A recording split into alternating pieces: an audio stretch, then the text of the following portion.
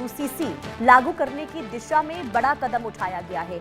समिति ने अपनी रिपोर्ट सीएम मोहन यादव को सौंपी है। रिपोर्ट में अनुसूचित जनजातियों को यूसीसी से बाहर रखने की सिफारिश की गई है। अब रिपोर्ट में कानून विभाग को भेजी गई और कानूनी परीक्षण भी अब इसका होगा। तो मध्य प्रदेश में समान नागरिक संहिता लागू करने की दिशा में ये एक बहुत बड़ा कदम उठाया गया है। सरकार की ओर से बनाई गई समिति ने अपनी रिपोर्ट मुख्यमंत्री मोहन यादव को सौंप दी है। अब इस रिपोर्ट में सबसे अहम सिफारिश ये की गई है कि अनुसूचित जनजातियों को यूसीसी के दायरे में बाहर रखा जाए। प्रखर जैन संवाददाता तमाम जानकारी के साथ जुड़ चुके हैं। प्रखर, देखिए, यूसीसी की दिशा में सरकार का ये बहुत बड़ा कदम है, लेकिन जो सिफारिश की गई है जरा इसके बारे में बताइए और रिपोर्ट में और क्या क्या चीजें शामिल है। देखिए, बिल्कुल यूसीसी को लेकर रिटायर्ड जस्टिस रंजना प्रसाद देसाई की अध्यक्षता में कमेटी बनाई गई थी। करीब 1.5 महीने तक कमेटी ने अलग अलग सुझावों का अध्ययन किया और उसके बाद कल देर रात मुख्यमंत्री को ये रिपोर्ट जो है वो 3 भागों में जो है वो सौंप दी गई है।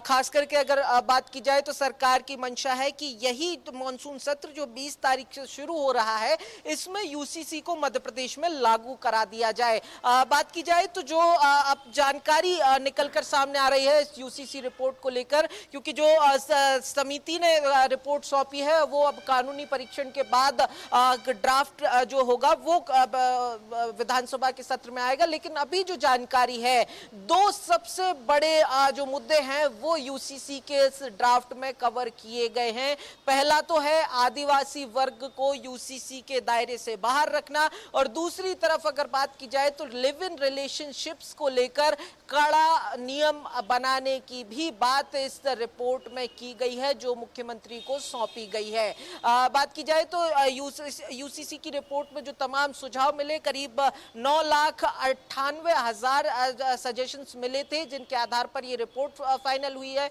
आदिवासी वर्ग को लेकर अगर बात की जाए तो मध्य प्रदेश के अंदर अब एक बड़ा वर्ग है। अगर परसेंट वाइज देखा जाए, सीट शेयरिंग वाइज भी देखा जाए तो प्रदेश की करीब 45 सीटों पर जो है वो बड़ा दखल रखते हैं आदिवासी। और ऐसे में अगर बात की जाए तो यूसीसी ड्राफ्ट कमेटी ने ये साफ तौर पर कहा है कि अनुसूचित जनजाति यानी कि आदिवासी वर्ग जो है उनकी अपनी अलग परंपराएं हैं, पूजा पद्धति है, उसके साथ छेड़छाड़ करना ठीक नहीं होगा। इसीलिए अनुसूचित जनजाति यानी आदिवासियों को यूसीसी के दायरे से बाहर रखा जाए। दूसरी तरफ लिव इन रिलेशनशिप्स को लेकर भी बड़ा जो ड्राफ्ट है वो उसमें जिक्र किया गया है। लिव इन रिलेशनशिप के पहले अब कानूनी मान्यता लेना अनिवार्य होगा। इसमें अगर बात की जाए तो पहले पुलिस के पास रजिस्ट्रेशन कराना पड़ेगा और ये रजिस्ट्रेशन जो है वो रजिस्ट्रार के पास कराया जाएगा। रजिस्ट्रेशन के बाद इसकी सूचना संबंधित पुलिस और